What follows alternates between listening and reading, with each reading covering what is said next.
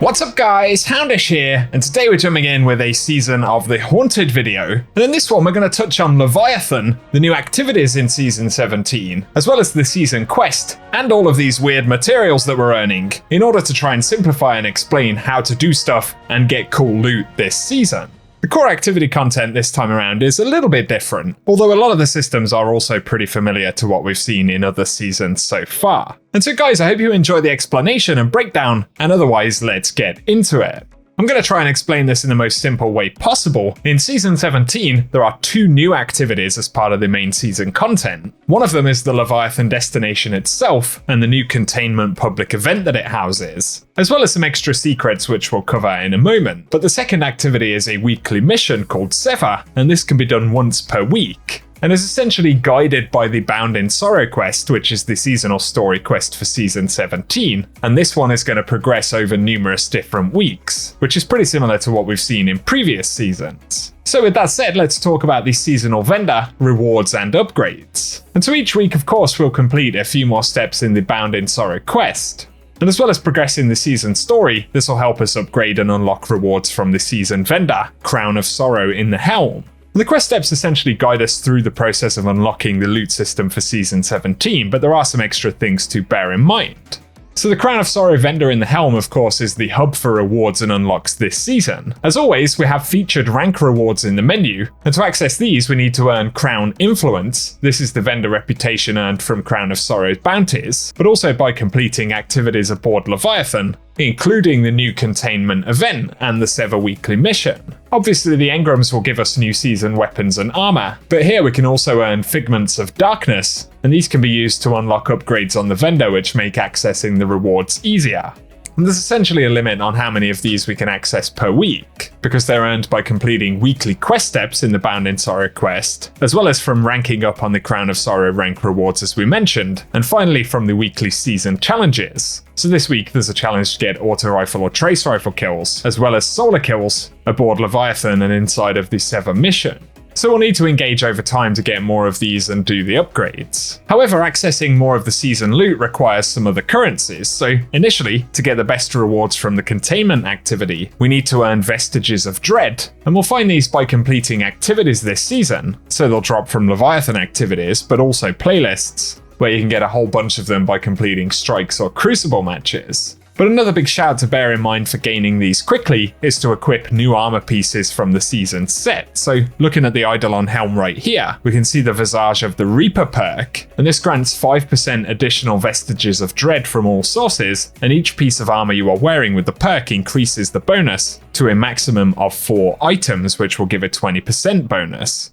So basically, if you want to earn this currency quickly, be sure to equip as many of those pieces as you actually have. And if you can have 4 equipped at once, of course, that would be the optimal thing to do. And then when we have 500 Vestiges of Dread, we can bind them at the end of the Containment event on Leviathan to unlock extra rewards, including seasonal weapons and armor, but also Opulent Umbral Energy. And Opulent Umbral Energy is used to purchase reward focusing at the Crown of Sorrow vendor, so with Umbral Engrams, Legendary Shards, and 27 Umbral Energy, we're able to pick up rolls on the various weapons for the season, as well as the season armor. Although we should note that accessing the focusing requires the items to have been dropped previously as a reward, and also in some cases requires an upgrade on the vendor. So to focus armor drops, for instance, we need to have the Haunted Armor focusing upgrade on the vendor done, which again require those Figments of Darkness we spoke about a moment ago. But back to Opulent Umbral Energy, it can be earned by completing Containment events on Leviathan and binding Vestiges of Dread,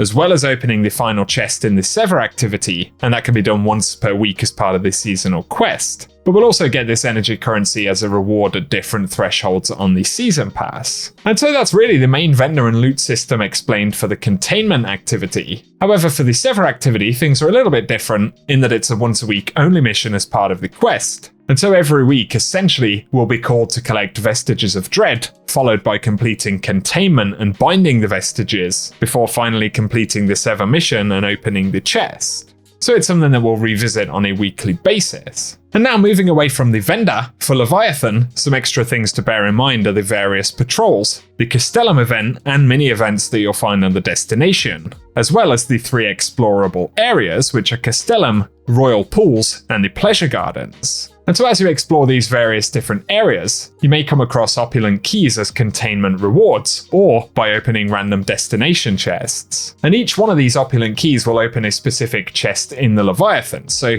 opulent keys are inspectable in the inventory, and they have a hint as to which chest they'll open. And for example, this key's clue says Royal Pools at the feet of greatness, and so by heading to Leviathan and then heading through the side doors in Castellum, we can find the Pleasure Gardens and Royal Pools areas. And this particular key allows us to open a chest in the Royal Pools near the feet of the giant Callus statue, which of course is what that clue was referencing. So look out for these keys as well, because while they don't especially factor into the vendor side of things, they are a good way to get additional season weapon drops when you open those chests. And so between the activity event on Leviathan, the weekly 7 mission, the destination chests, and the vendor with the Umbral Engrams and various rank rewards, these season weapons are dropping fairly plentifully. Plus it looks like red border versions of these weapons will be dropping in the future as well. And for a very brief look, those weapons include the Firefright auto rifle, it's a precision frame kinetic auto rifle, as well as the Without Remorse shotgun, and that's a lightweight frame solar shotgun. Then there's the new legendary glaive, the Nezarec Whisper, which is an adaptive arc glaive, plus the Hollow Denial, a void trace rifle in the adaptive frame. Then there is the Bump in the Night, an aggressive frame stasis rocket launcher, as well as Tears of Contrition, which is a kinetic scout rifle in the precision frame archetype. And so there are certainly some pretty cool rewards to chase down, and let us know any good weapon drops you've had so far, or any that you are chasing. For this video though guys, that pretty much breaks down everything we have to talk about, so I hope it has been a useful explanation of the new systems, as well as that activity content aboard Leviathan. If you've enjoyed the video today, a rating below really does help us out on the channel. Plus, be sure to get subscribed if you want to be kept up to date with more Season 17 content. Otherwise though, for today, thank you for tuning in, and I'll catch you guys very soon.